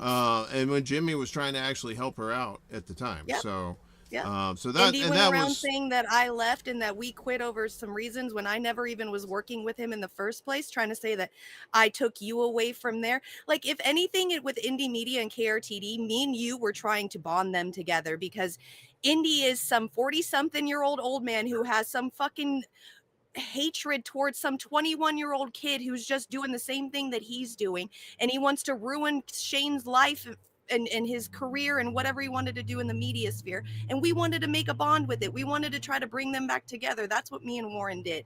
And you know what, as soon as I told Indy I was going to help out in any way that they could, he automatically assumed that I was leaving KRTD Media and I was going to go work with them. And then 2 months later, I started my What show, and he's like, all of a sudden, like, you betrayed us. You were supposed to be with us, and you did a show on I never was going to do a show with you guys, Indy. I was actually trying to mend you two together, because I don't see the point in some 40-something-year-old man having some hatred to some 21-year-old kid. That you've got kids, Indy. Why the fuck are you sitting there hating on a kid that's probably the same age as your own kids? You're a grown-ass man. Grow the fuck up. So that whole jealousy. He was jealous of Shane because Shane is actually smarter and much more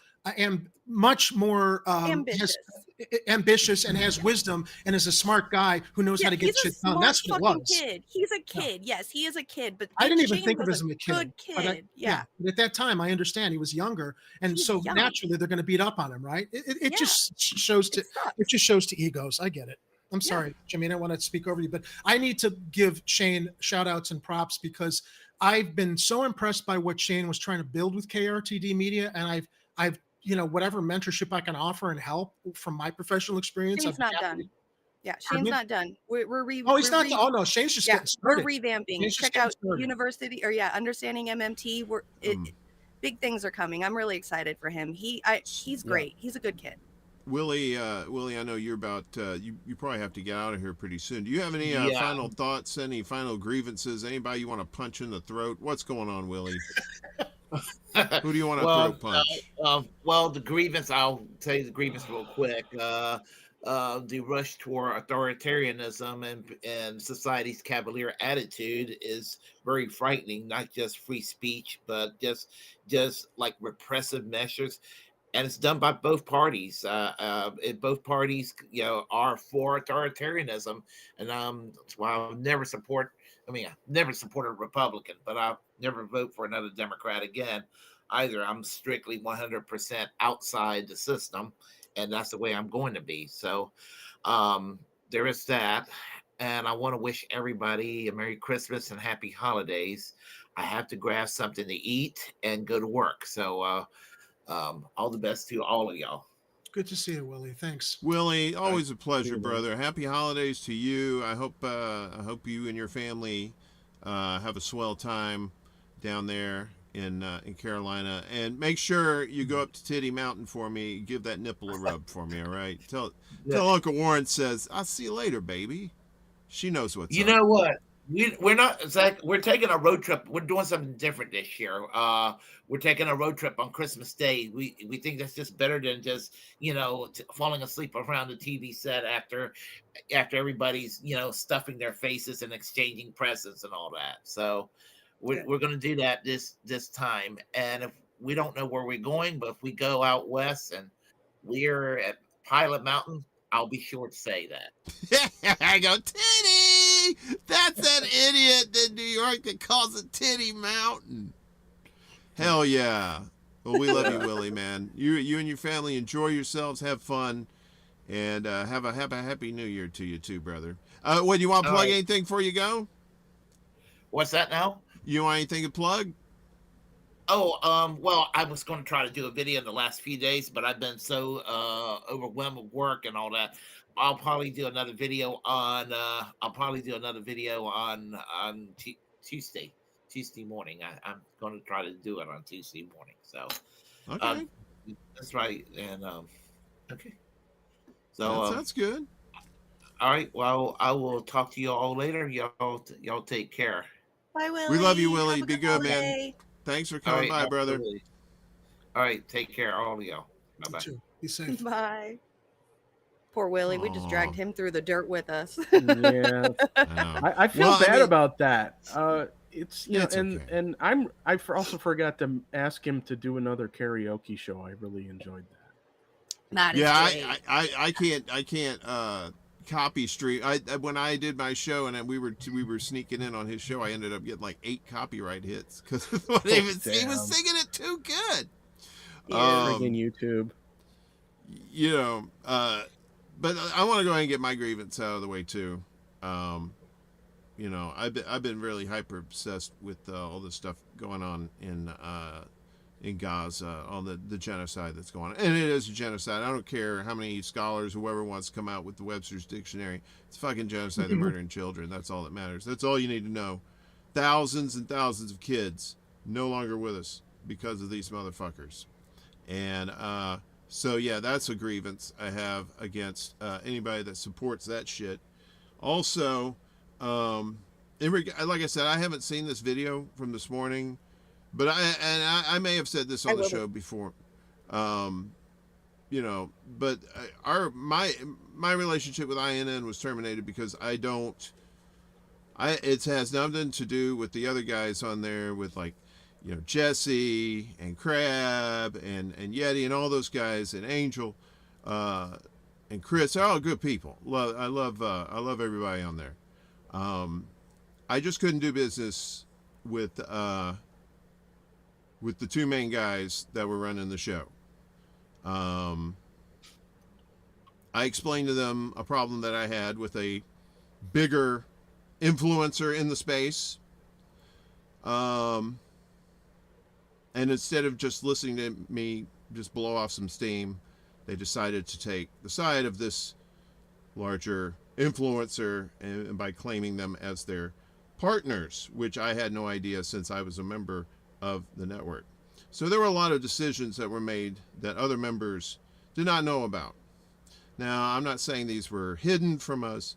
It just wasn't relayed to us, or we weren't privy to the knowledge unless we ended up in the INN Discord chat, the voice chat, where they would talk shit about a lot of people.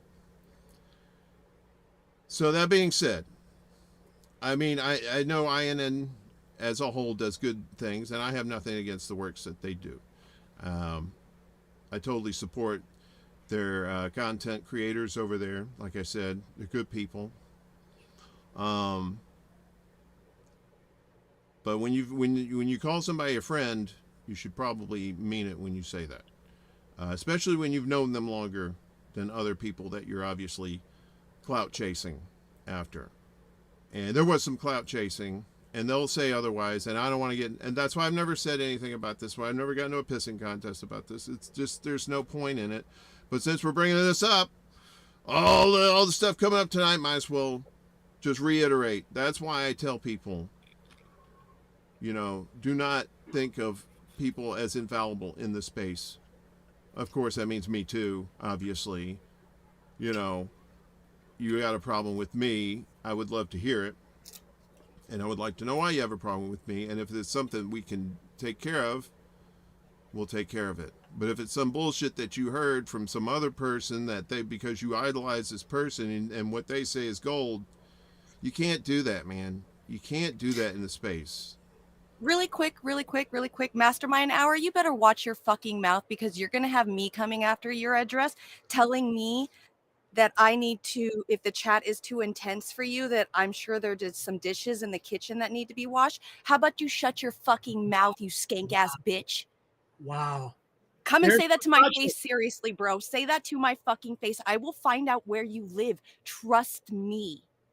There's the misogyny she's talking about right there in the chat. Exactly. You want to talk about misogyny and shit? Prove it These yourself, guys think they're the heroes. They think they're the good guys. Try it. No, it's in the chat. Chill. Keep it up, mastermind. Fucking keep it up, dude. And I was ignoring you, but don't you ever say something like that to me. I swear to fucking God. And so this is what they want, y'all. This is what they want. They want us sniping at each other like this. This is like divisions within divisions within divisions. This is like some Inception shit. You know? How fucking dare him? How fucking dare you? First off, y'all need to be civil. To be respectful of people. All right?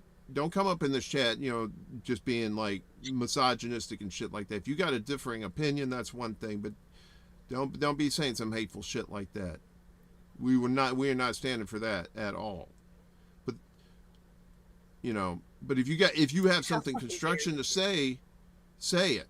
But if you're just going by, like I said, with this whole thing with Hard Lens Media, a lot of you have no clue what's been going on behind the scenes. You only know what you heard from that video. And I only know about the video because Ed told me about the video tonight. He called me up before the show and he said, hey, you probably should know about this. They're probably going to be talking about it in the chat. And sure enough, they weren't looking for I told you it was a bad idea to come on. No.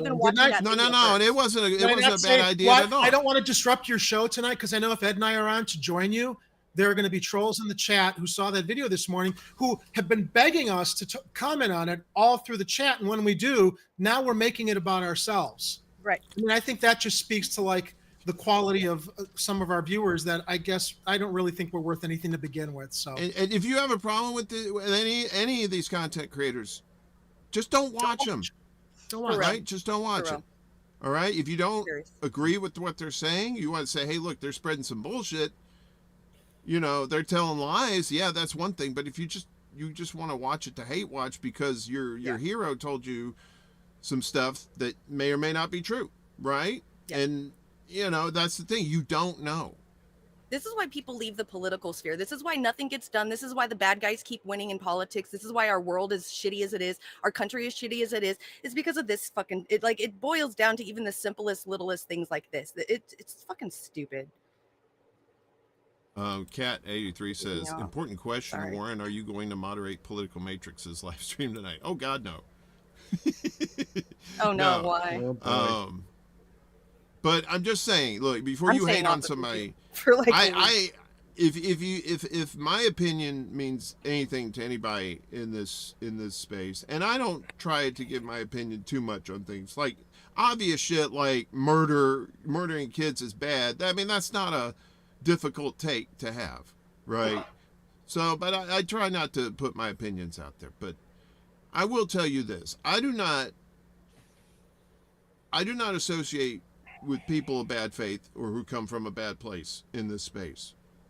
Sure. And I know Jerry and Ed are not bad faith actors, and they come from a good place. They've both had hard stories just like the rest of us, you know? But I mean, if you want to make your decisions based on two guys you just want one side of the story. That I guess that's your business. But there are two sides of the story, and I just ask that you take that into consideration, that there is another side. And eventually all of it will come out, I'm sure. All right? But in the meantime, just be skeptical, okay? Stop having fucking idols in this place. All right? There are some people who's going to the mask is going to come off eventually, and they're going to disappoint you. Not everybody, but some of the ones you like, they're going to show their ass, and it's going to happen one way or another. And I just don't want you to be disappointed when it happens. Just be prepared, because it's going to happen. Anyway, I'm off. I used to admire the Young Turks until I saw what the Young Turks were really about. Right.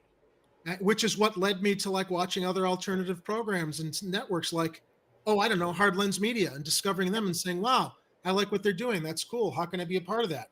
And then you see the truth of things when you're actually engaged with working with them and helping them. So look, I idolize Jimmy Dore. I don't agree with him on everything, but I think the guy is solid, and I know what he does comes from his heart, and he wants to make a difference. I can't stand Tucker Carlson, but some of the shit that he's been talking about lately, it's yeah, you can't deny there's some truth to what he's discussing, even if you don't agree with them or align with them ideologically. Because I think Tucker Carlson has abused the space for many years over on Fox News and enriched himself. And whether he's authentic and sincere now, maybe not. Maybe he just sees a different way to chase an audience and stay successful. But it's you can't. How many times that if we've shared videos from people that we both really don't. Well, I was talking about this guy on Instagram. I was showing Sean King's videos, right? I know you're not a fan of Sean King, but Sean King on Instagram is sharing a lot of truthful videos out of Gaza regarding the Palestinian genocide. And it's kind of hard to throw a stone and not find someone who you probably disagree with politically, who finally woke up about the situation going on in Gaza right now. It has valuable stuff to share, but again, it's not one way or the other. There's so much gray in between the black and the white that everybody just ignores. It's right now we're dealing with a tribal mentality conflict with this whole business we're talking about tonight. Yep. Somebody said something, we have to believe them. The other side's lying. We don't know. We're only following the facts that one side told us. You're not even getting half you got a quarter of the story, less than a quarter of what was reported this morning is true. The rest of it was lies. And again, when will it come out? We have to see how things fall. And you know what? I don't think that Illinois Department of Labor is going to be too thrilled with our former employers deciding to smear and defame us and libel us on a broadcast and reveal information that no employer is legally allowed by any laws to reveal, allege things related to HIPAA too. So we'll see. And I will say this, and I'll end my part with this. Ask yourselves in the chat, and just in general, why, if this was such a big deal to them, to Hardlands Media, why did they wait until they got a letter from the Department of Labor to mention this? Why didn't they address this earlier? Why didn't they address this when it happened? Mic drop. Huh? Well, I mean, I'm just saying, if this was so heinous, if Jerry and Ed are such bad people, why not put that out at the beginning? Oh, now the old Johnny Law's involved. Yeah, I got poop in my pants now. Do you see what the connection I'm saying here? You see what I'm saying? It's these reaction things. I see people all the time who get a ding on let's say they get timed out for a day on X or Twitter, right? They get timed out for a day for whatever, and they just go off like they're fucking, oh, they've come after me, the Red Scare, all this shit. It's okay, pick your battles, all right? Yeah. One day, okay, you told somebody to fuck off and they dinged you for one day, all right? That's not not like the Soviets are crushing your free press here, okay? That's what I'm talking about. It's these people that just go nutty over the little shit. But it's stuff like this, like what you guys have went through and what they have dealt with. It bears having more information being out there before anybody makes any judgment. Otherwise, you're just being a cultist. You're just being a fanboy or fangirl, and you're doing like I did when I was a Clinton person. I wouldn't listen to anybody. I thought Clinton. Can I interrupt you for a moment? Sure. Why not? One leg. I'm scamming disability. Dr. Nick Riviera.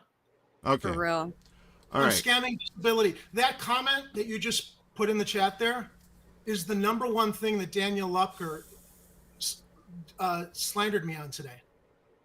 I'm scamming disability, guys. You want to take another look? There we go. All right. Well, just if you do make a video, just let people know about it. And I can still kick your ass on one leg. So bring it on. For real. On that note, we're going to go ahead and end this little cheery fun fest. Ed, what's going on with you, buddy? What you got coming up for the new year? Well, I don't have any streams planned, but you never know. I may change my mind and stream a corner piece episode on our Rumble channel for Chicago Corner. So if any of you want to find us, if any of you even care anymore, not that it even matters. I mean, we weren't getting that many viewers to begin with, and then when we dumped YouTube, not a lot of people were finding us. But I appreciate everybody who's watched us and contributed to the live chats there. If you want to learn about Chicago-style deep dish pizza, head over to realdeepdish.com. You can learn how to make deep dish pizza and other styles of Chicago pizza at home. If you want to buy any of the merch that I've created with different types of art over the years, a lot of it is food and volcano themed. You can head to edheller.com and click on the merch link, and you'll see links to all the shops I've made over the years. Right on. Jerry, what's down the road for the new year for you, bud? Well, before all this came up today, I was actually talking with Ed this week about Chicago Corners Network being dedicated to Ed's Corner Piece show, because I'm done. And Jimmy. Hey, girl. You still there? Yeah, I'm here. I'm here. What about you? You're taking off on Twitch, aren't you? Yeah, no, I am succeeding and passing goals left and right more than I ever expected. My community is absolutely amazing. Herschel in the chat, you're fucking awesome. I fucking love you. You're the best person in the world, just to say. And I love it. If anybody wants to go check me out on Twitch, they're more than welcome. But if you're going to troll me on there, trust and believe that I have lots of mods, and you will be banned from my chat, just like anybody else who has ever fucked with me before in the political sphere. I am not political anymore. Fuck all of the politics. I want to game and have fun with my friends, and if you don't like it, you can move the fuck on. Well said. Well said. And I just want to say, despite what was said in the chats, I do love everybody that is in this space. I may not like a lot of people, but I do love them, because love is better than hate, and I'll tell you why. Hate, just like love, is an emotional attachment. It has to be nurtured, just like love. If you want love to grow, you have to nurture it. And unfortunately, people love to hate, and they like to nurture that hate. I'm not one of these people, and I don't hang out with people who are like that. We're all loving people. We love everybody in this space. Like I said, we may not like them, but we love them because we have to. We have to get together at some point and put away all this bullshit that's dividing us, that's keeping us divided, and change the system, right? We can vote for whoever we want, but it's not going to matter unless we change the underlying system, the rotten core.